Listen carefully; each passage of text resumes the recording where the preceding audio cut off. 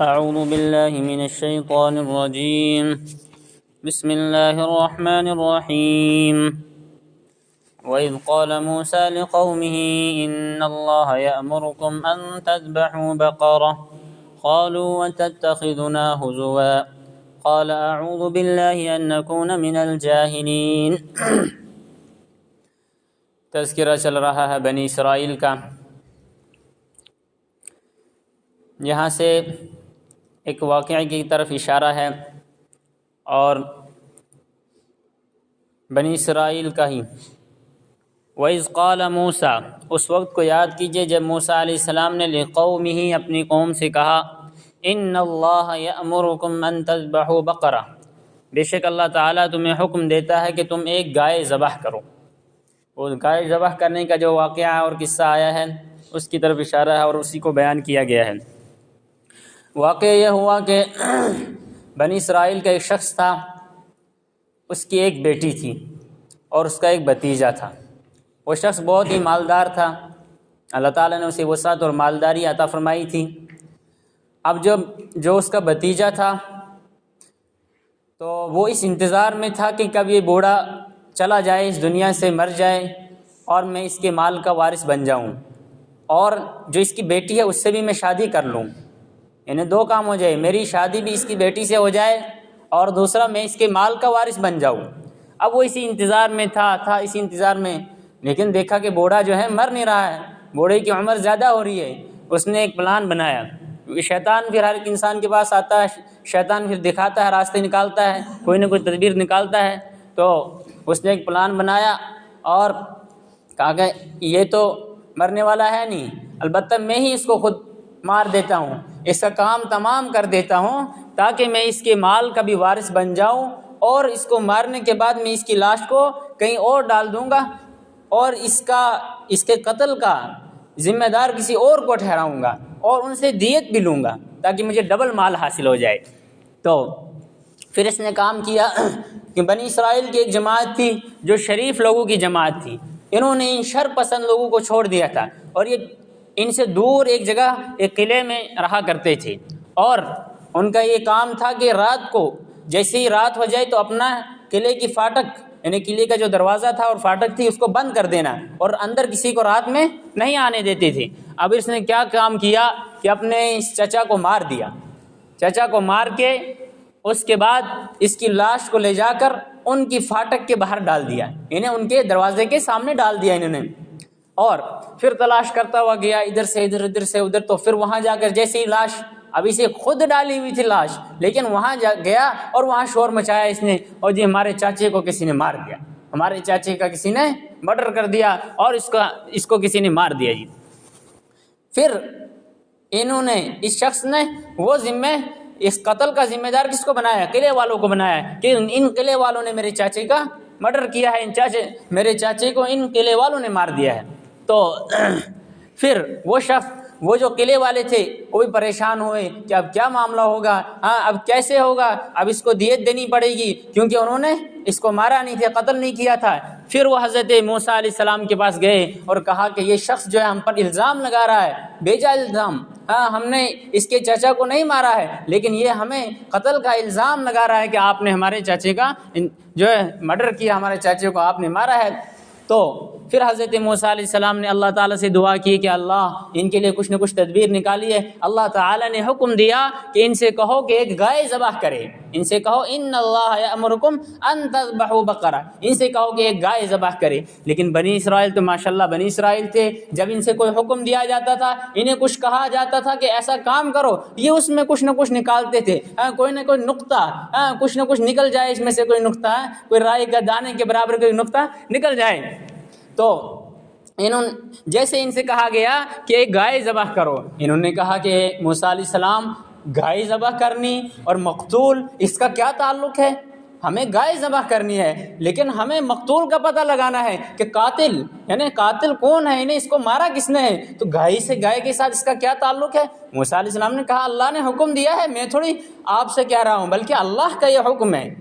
انہوں نے یہ بھی کہا نا کہ قالوا اتتخذنا ہزوا، کیا آپ ہمارے ساتھ مذاق کر رہے ہو؟ انہیں گائے ذبح کرنا اور ہمیں قاتل کا پتہ لگانا ہے، اس کا کیا تعلق ہے؟ موسیٰ علیہ السلام نے کہا یہ تو اللہ کا حکم ہے۔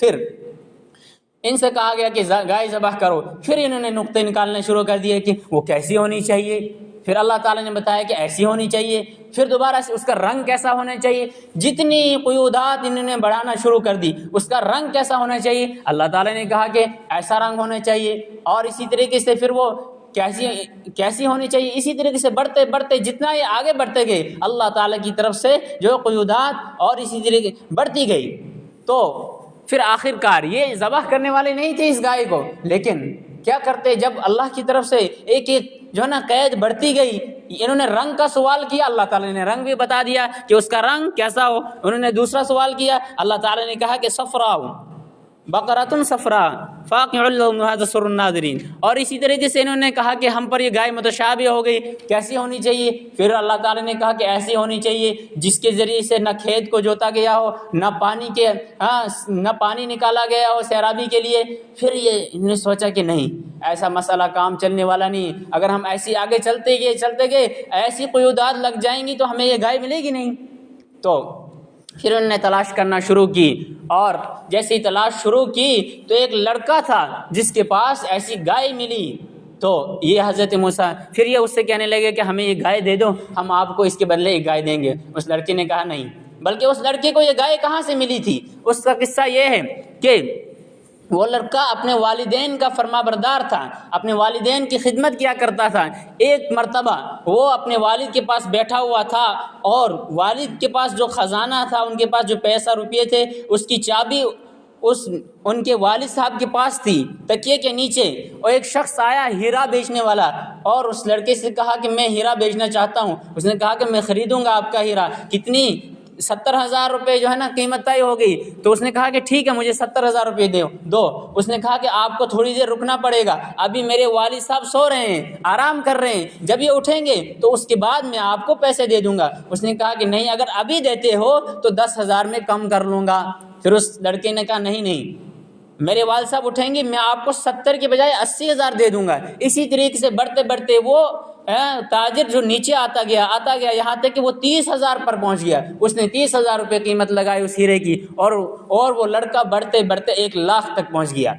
1 لاکھ روپے اس نے قیمت لگائی کہ میرے والد صاحب جب اٹھیں گے اس کے بعد میں آپ کو یہ ہیرا دوں گا، تب تک میں آپ کو ہیرا نہیں دوں گا۔ پھر وہ تاجر چلا گیا اور اس نے وہ ہیرا لے گیا۔ اس لڑکے نے وہ ہیرا نہیں خریدا، کیونکہ اس کے والد صاحب سو رہے تھے، اور جو تجوری تھی، جو ان کے پاس پیسے تھے، سامان تھا، اس کی چابی ان کے والد صاحب کے پاس تھی۔ انہوں نے اس کو گوارا نہیں کیا کہ اپنے والد صاحب کو جگائیں، اتنی فرما برداری تھی والد صاحب کی۔ تو اس کے بعد ان کے والد صاحب کا انتقال ہو گیا۔ اللہ تعالیٰ نے انہیں ایک گائے نصیب فرمائی، یہ گائے اللہ تعالیٰ نے انہیں نصیب فرمائی۔ ان کی بیوہ والدہ وہ بھی غربت کی زندگی گزار رہی تھی، لیکن جیسے ہی یہ بنی اسرائیل کے لوگ ان کے پاس آئے اور ان سے کہا کہ ہمیں یہ گائے چاہیے، تو پھر ان کی قسمت جاگ گئی۔ ان سے کہا کہ ایک گائے کے بجائے ہم آپ کو 2 گائے دیں گے، کہا کہ نہیں 3 گائے دیں گے، نہیں۔ پھر بنی اسرائیل موسیٰ علیہ السلام کے پاس گئے کہ وہ لڑکا تو ہمیں گائے دینے کے لیے راضی نہیں ہے۔ موسیٰ علیہ السلام نے کہا جاؤ، چاہے اس گائے کے بجائے جتنا وزن اس گائے کا ہو اتنا سونا بھی دینا پڑے، لیکن لینا پڑے گا، تمہیں یہ گائے لینی پڑے گی۔ پھر ایک پلڑے میں گائے کو رکھا گیا اور اس کے برابر وزن سونا دیا گیا اس لڑکے کو۔ پھر اس لڑکے نے وہ گائے ان کو دے دی۔ اب جیسے ہی گائے دی اور انہوں نے اس کو ذبح کر دیا، جیسے ہی ذبح کیا اور ذبح کرتے ہی اب کیا حکم تھا کہ ذبح کرو، اس کے بعد گائے کے گوشت کا ایک ٹکڑا اس مردے کے ساتھ لگانا ہے۔ جیسے اس میں جسم کے ساتھ یہ ٹچ ہوگا، اس کے جسم کے ساتھ یہ لگے گا، مس ہوگا، اس کے بعد یہ مردہ زندہ ہو جائے گا، یہ بول پڑے گا۔ اب جیسے ہی انہوں نے گائے ذبح کی اور اس کے بعد اس کے ایک گوشت کے ٹکڑے کو مردے کے ساتھ لگایا تو وہ زندہ ہو گیا۔ اللہ تعالیٰ نے اس کے اندر جان ڈال دی اور مردہ زندہ ہو گیا، اور اس نے ہم کلامی شروع کی۔ اس سے پوچھا گیا کہ آپ کو کس نے قتل کیا، مقصد کیا تھا؟ قاتل کو ڈھونڈنا، قاتل کو تلاش کرنا کہ قتل کرنے والا کون ہے۔ تو اس نے کہا مجھے تو اپنے بھتیجے نے قتل کیا ہے۔ کیوں؟ کیونکہ میرے پاس مال تھی، میرے پاس وراثت تھی، اس نے اس مالداری کے، اس وراثت کے لالچ میں مجھے قتل کر دیا۔ پھر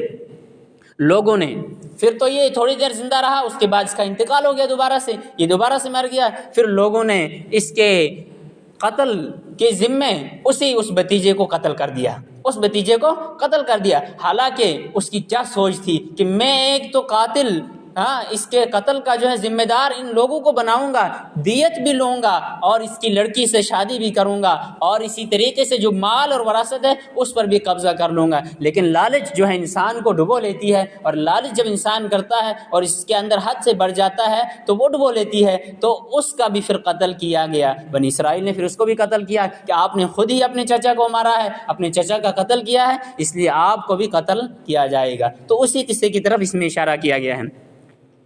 وَإِذْ قَالَ مُوسَىٰ لِقَوْمِهِ، اس وقت کو یاد کیجئے جب موسیٰ علیہ السلام نے اپنی قوم سے کہا، إِنَّ اللَّهَ يَأْمُرُكُمْ أَن تَذْبَحُوا بَقَرَةً، بے شک اللہ تعالیٰ تمہیں حکم دے رہا ہے، آپ کو حکم دے رہا ہے کہ أَن تَذْبَحُوا بَقَرَةً، کہ گائے ذبح کرو۔ قَالُوا وَتَتَّخِذُنَا، اور اسی وجہ سے اس سورت کا نام سورہ بقرہ رکھا گیا۔ سورہ بقرہ، اس سورت پوری سورت کا نام ہی سورہ بقرہ ہے، تو اس کا نام بھی یہیں سے لیا گیا ہے۔ قالوا، تو ان لوگوں نے کہا، یعنی بنی اسرائیل نے کہا، اتتخذنا ہزوا، کیا تم ہم سے مذاق کر رہے ہو، ہمارے ساتھ مذاق کر رہے ہو؟ گائے ذبح کرنا اور قاتل کا پتہ لگانا، اس کا کیا تعلق ہے؟ قال، پھر حضرت موسیٰ علیہ السلام نے کہا، اعوذ باللہ، میں اللہ کی پناہ چاہتا ہوں، یعنی اللہ کی پناہ میں آنا چاہتا ہوں، ان نکون من الجاہلین، کہ میں جاہلوں جیسا کام کروں۔ یہ کوئی جاہلوں والا کام نہیں ہے، بلکہ اللہ کا حکم ہے۔ اللہ تعالیٰ سے دعا کہ اللہ تعالیٰ ہمیں سنت سے زیادہ عمل کی توفیق عطا فرمائے۔ سبحان اللہ و بحمدہ، سبحان اللہ۔